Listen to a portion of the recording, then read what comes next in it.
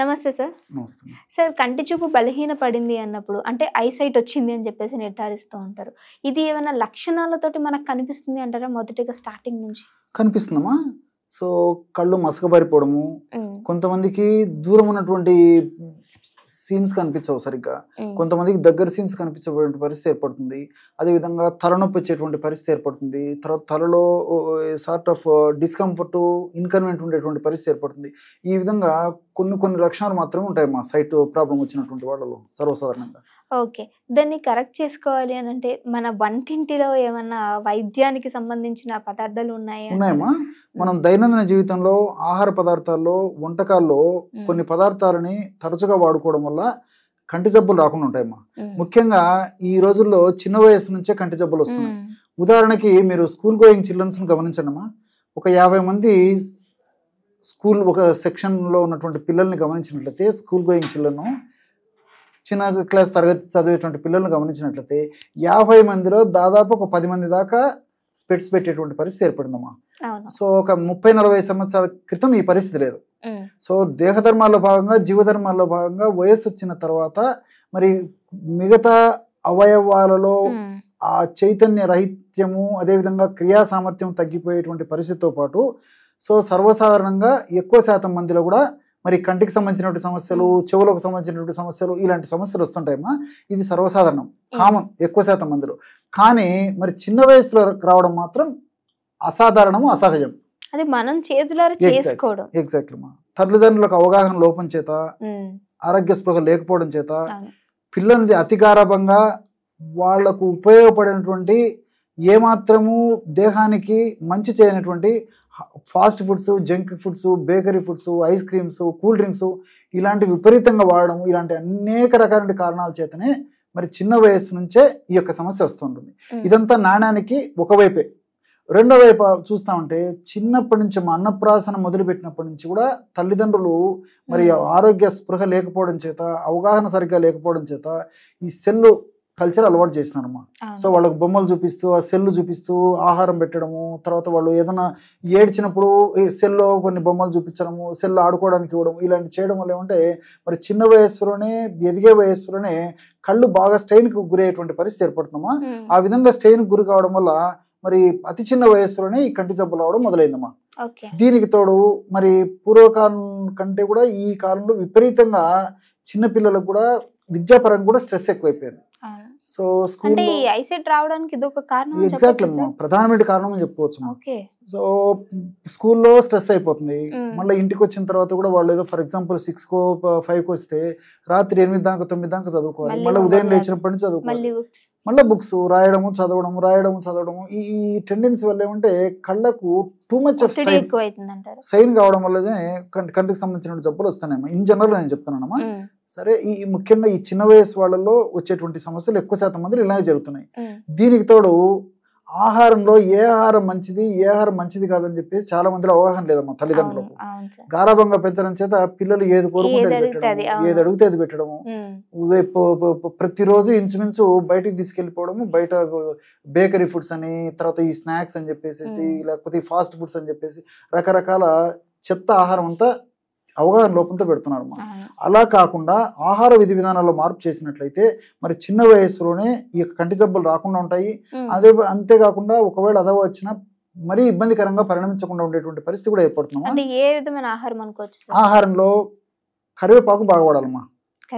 So కరివేపాకు అంటే ఇది జుట్టుకి కూడా ఎగ్జాక్ట్లీ చాలా బాగా పనిచేస్తుంది. అదే విధంగా కరివేపాకు అనేసరికి పెద్దలు కూడా చాలా మంది మనం ఆహార పదార్థాల్లో, వంటకాల్లో, పులిహోరలో, దద్దోజనంలో, ఆ కూరల్లో కరివేపాకు వేసినప్పుడు ఏరు పారేస్తుంటారమ్మా. అది క్షేమదాయకం కాదు, ఆరోగ్యదాయకం కాదమ్మా. అవగాహన లోపం చేత ఆ విధంగా చేస్తారమ్మా. సో చిన్నపిల్లల విషయంలో మరీ ఉంటుందమ్మా. మీరు బాగా గమనించండి. కరివేపాకు వేసి వంట చేసి తల్లులు పెడితే వద్దని చెప్పేసి పక్కన పారేసేస్తుంటారు అన్నమాట.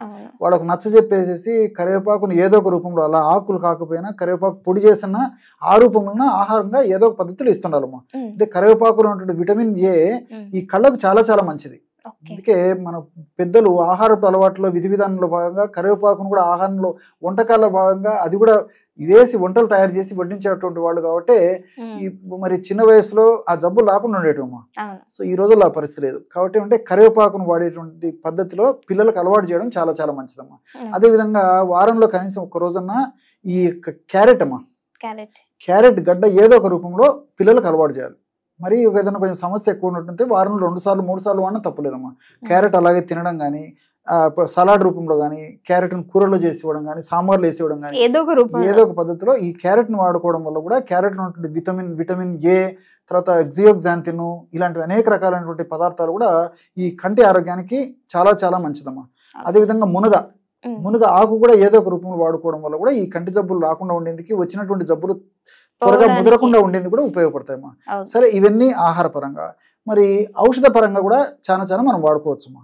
అలాంటి వాటిల్లో మరి అత్యంత సులభంగా తయారు చేసుకోదగ్గ దివ్యమైనటువంటి ఒంటింటి ఔషధం ఏదంటే ఒక 3 పదార్థాలతో ఔషధం తయారు చేసుకుని వాడుకోవచ్చమ్మా. అదేంటంటే బాదం పప్పులమ్మా. సో బాదం పప్పులు ఈ మధ్య కాలంలో చాలా ప్రాచుర్యం పొందాయమ్మా.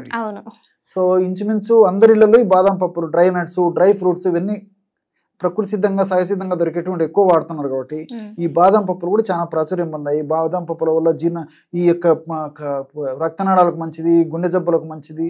అదేవిధంగా ఏదన్నా కొంచెం ఈ మెదడుకు సంబంధించినటువంటి జబ్బులు రాకుండా ఉండేందుకు బాదం పప్పు ఉపయోగపడుతుంది. నర్వస్ వీక్నెస్ ను బాదం పప్పు తగ్గిస్తుంది.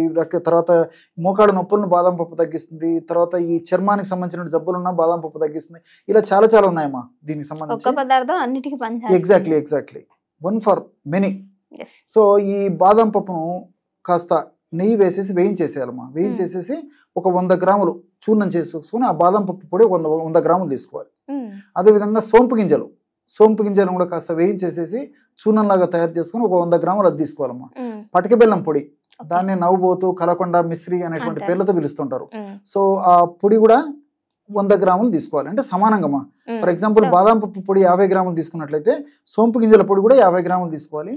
పటిక బెల్లం పొడి కూడా 50 గ్రాములు తీసుకోవాలి. అట్లా ఎంతైనా తీసుకోండమ్మా. 3 సమానంగా తీసుకోవాలి. ఆ 3 పదార్థాలను బాగా కలిపేసి ఒక గాజు సీసాలో ఉంచుకొని రోజు ఒక్కసారమ్మా రాత్రిపూట 100 ml పాలల్లో 1 టీ స్పూన్ అంటే హాఫ్ టీ స్పూన్ వరకైనా పర్లేదమ్మా. 1/2 టీ స్పూన్ నుంచి మాక్సిమం 1 టీ స్పూన్ వరకు ఆ యొక్క పొడి పాలలో కలిపేసి పిల్లలకి ఇస్తున్నారు. పెద్దలు కూడా వాడుకోవచ్చమ్మా. పిల్లల గురించి నేను స్ట్రెస్ చేస్తున్నాను. 30 సంవత్సరాలు, 40 సంవత్సరాలు, 50 సంవత్సరాలు దాటినటువంటి వాళ్ళు కూడా ఈ యొక్క ఔషధాన్ని వాడుకోవచ్చు. ఈ యొక్క ఔషధం వల్ల మల్టిపుల్ బెనిఫిట్స్ ఉంటాయమ్మా. ఇంతకుముందే చెప్పినట్లు ఏంటంటే మీరు అడిగినట్లు కంటి జబ్బులకు ఉపయోగపడమే కాకుండా ఈ యొక్క ఔషధము చాలా మంది పిల్లలకి మెదడు బాగా స్ట్రెయిన్ కు గురి కావడం వల్ల మెదడులో కొన్ని రకాల హానికారకమైన రసాయన పదార్థాలు ఉత్పత్తి పెరగడం చేత ఆ యొక్క ప్రభావం చేత జ్ఞాపక శక్తి మందగించడము, ఏకాగ్రత తగ్గడము, మేధాశక్తి తగ్గడము, తర్వాత వెంటనే నిర్ణయం తీసుకునేటువంటి నిర్ణయ శక్తి తగ్గడం ఇలాంటివన్నీ ఉంటాయమ్మా. సో మెదడుకు సంబంధించినటువంటి ఎలాంటి ఇబ్బందులు లేకుండా ఉండేందుకు కూడా ఈ బాదం పప్పు, సోంపు గింజలు, పరోక్షంగా ఈ పటిక బెల్లం ఇవన్నీ కూడా ఉపయోగపడేటువంటి పద్ధతిలో ఉంటుంది. కాబట్టి కేవలము కంటి జబ్బులకే కాకుండా ఇది మెదడుకు సంబంధించిన జబ్బులు కూడా చాలా చక్కగా పనిచేస్తున్నాం. Okay, thank you so much sir, మంచి ఇన్ఫర్మేషన్ ఇచ్చారు. ఓకే, నమస్తే.